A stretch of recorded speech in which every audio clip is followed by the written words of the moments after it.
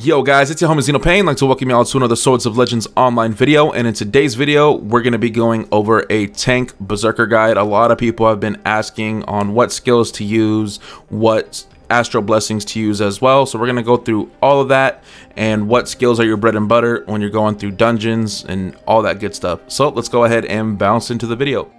Alright guys, we're going to begin with skills. Now to start with your bread and butter skills, you're going to be utilizing your Drink Up and your Light Smash. Now these are both aggro skills that you're going to be utilizing a lot in a dungeon if you're playing tank Berserker. Now they both deal damage and they both increase aggro. Now as you are following up in the dungeon and you are approaching enemies, what you're going to want to do is initiate with your Drink Up on all the enemies that you see, and some of the DPS will help round them out, get them close together so they can all DPS them. Once everybody's together, then you're going to use Light Smash. Now Light Smash also increases your aggro, but in a 4-meter wide area. These two skills are what you're going to be utilizing a lot. Now it's up to you to determine on when these need to be reapplied, because they will need to be reapplied because DPS will take the aggro away from you from time to time. Now for me it's about 3 seconds or so, and that's the time I give myself to go ahead and reapply both these abilities. Now we do have Rainbow Shadow. Rainbow Shadow creates one phantom that will aggro 3 enemies away from you, depending on where you put this phantom at. Now this is a good utilization tool to pull aggro off you for just in cases you're about to like die or something like that. And then once you feel substantiated in health and buffs and all that good stuff, you would combo that with Phantom Return. Now Phantom Return combos with Rainbow Shadow, which brings back the phantom. You absorb the phantom and it creates a shield, and the aggro is turned on you. Now when it comes to your drink option, which is an ability that taunts one selected target, forcing it to attack you, this is a good utilization tool for when you cannot use your Drink Up and your Light Smash. Because for those of you who don't know, when you are tanking as a Berserker, in order to use your Drink Up and your Light Smash, you have to have your intoxication meter at least to 2 to utilize both, 1 to utilize one of them. Now if this is gone and all you have left is your drink option, which aggros an enemy, this is a good tool to use when you don't have any more intoxication. You're more than likely going to be using this on just bosses / single targets. Now we also have Leaf Attack, which interrupts the target's spell casting. Now this is a very good ability, and the marker for when you know to interrupt an ability that's being casted by an enemy is a loading bar will appear right next to the enemy. It literally looks like a loading bar with the name of the ability in it.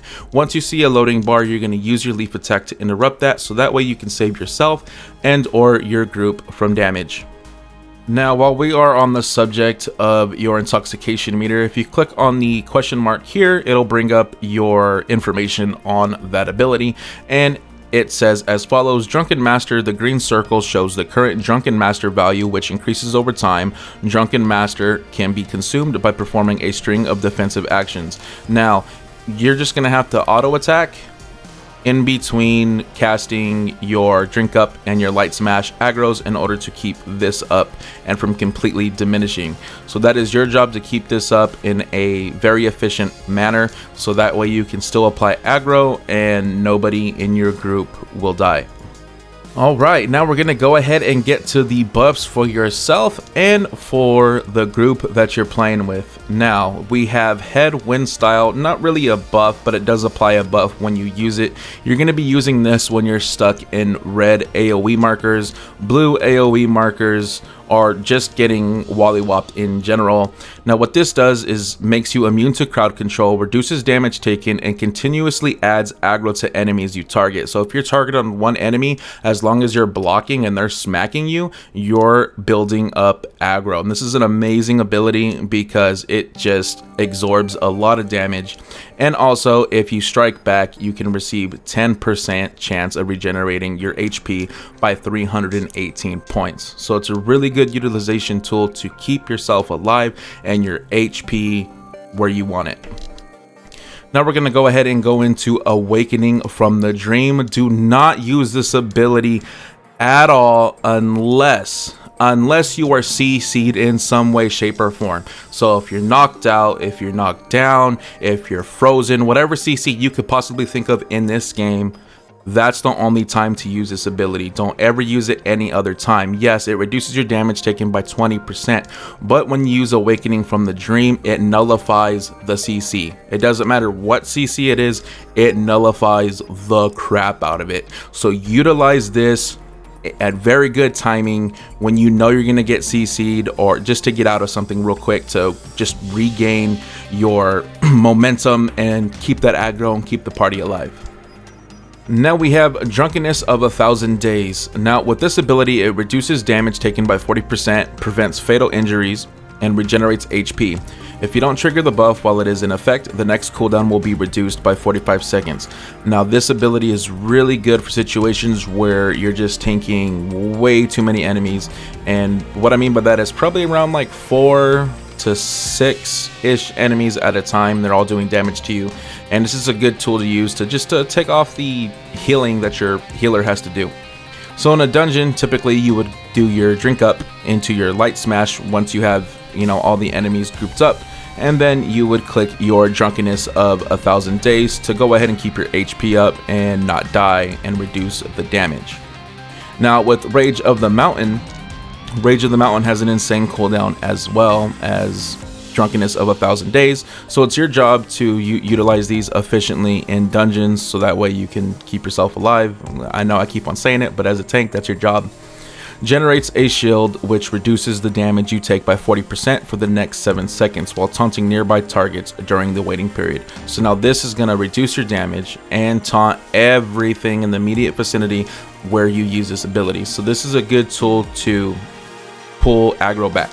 So say if you just lost control for some reason and you know, you're not aggro to anything anymore, this is a good ability to use to pull aggro back on yourself and go back to your rotation, which is your Q and then your E, and your Q being drink up, your E being light smash, and then drink being your taunt. And what this is going to look like is your character is going to put a sword on the ground and he's going to do that, and it lasts for several seconds, so it's a really good ability. Now we have Call of the Wolf. Call of the Wolf is an amazing ability and your teammates will thank you for it. This ability gives the whole team a wisdom effect, and it increases the whole team's attack by 10% and reduces the whole team's damage taken by 8%. And on top of that, it replenishes all your intoxication meter. So if you have no more intoxication meter, that's when to use this. Don't use it if you have full intoxication meter, because then that effect just doesn't matter to you. But it will keep your group alive, it will keep the group doing DPS, and it will also replenish your intoxication meter to use drink up and light smash in the circumstance that you're in. Now we can go ahead and jump into Astral Blessings. Now the Astral Blessings that you all should be running is, the first one should be getting drunk. The interval between automatic periods of intoxication is shortened by 3.5 seconds. Your intoxication automatically replenishes, or you can make it replenish even more by basic attacking, but it reduces it by 3.5 seconds, so you'll get your intoxication meter up faster. Now the second option is the next Rainbow Shadow is not used every 25 seconds. You're very rarely going to be using Rainbow Shadow anyway, so I do not recommend from Swallow to Shadow. Now also in the second part of the Astral Blessings, we have Expensive Wine. Now this ability is translated badly. It says the Drain It skill is not predicted. What it means by that is the Drink It skill is not predicted, and the damage of the action and the aggro effect is increased by 30%. Now I utilize this instead of the Drunken Feng Guang, and the reason why is because it increases my aggro with Drink It Up, which is right here, Drink It Up, by 30%. Now if you equip this, what happens is after you use your drink up, and if you have your Drunken Feng Guang, which is another blessing that you could also run, this will make it so light smash within the next 10 seconds will not consume any intoxication. So you know that rotation I was telling you about, your bread and butter skills are going to be drink up and light smash. You can use drink up and then go into light smash right away within 10 seconds, so that way you still have intoxication meter and it won't deplete one. So you can run either Expensive Wine or Drunken Fei Guang. Now, for the third Astral Blessing, I recommend the recharge speed of Cloud Ripper is increased by 30% because Cloud Reaper will be utilized in dungeons a lot just to add a little bit more DPS, hang on to some aggro, and it will also replenish your intoxication meter. And it's a lot better than Wind Rider State because, like I said, you want to avoid Wind Rider State at all times. Now, for the fourth Astral Blessing, you want Look for Soulmates.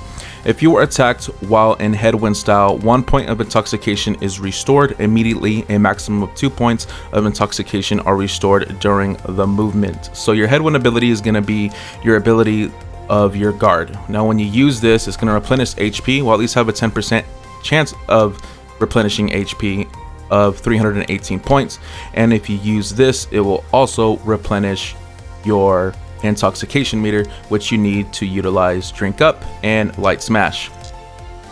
Now you can go ahead and use Heroically into battle, but I don't recommend this because intoxication meter matters a lot to keep aggro up, and this all it does is if your HP is less than 50% during the Headwind style, the healing effect is enhanced by 15%. So that 10% healing of 318 points that I was telling you guys about, you would get healed a little bit more. So pick one or the other depending on your situation and what you're going through in a dungeon. Last but not least of our Astral Blessings, we have Chasing the Wind. Now the Chasing the Wind is what I recommend because the cooldown of Drunkenness is shortened by 20 seconds, which is your awakening, not my bad, your Drunkenness of 1,000 days. And then your second ability cooldown of Rage of the Mountain is shortened by 10 seconds, which is your Rage of the Mountain. And that's really, really good. Now the other one is Quiet Counter Attack. Can trigger a precision block within 0.7 seconds of casting Headwind, which also reduces incurred damage by an additional 5% and restores 10 edge points. Now the damage reduction is pretty good, but you want to utilize your Drunkenness of 1,000 days and your Rage of Mountain a lot more than your Headwind style, and that's why we have Look for Soulmates here to compensate for that Headwind style marker.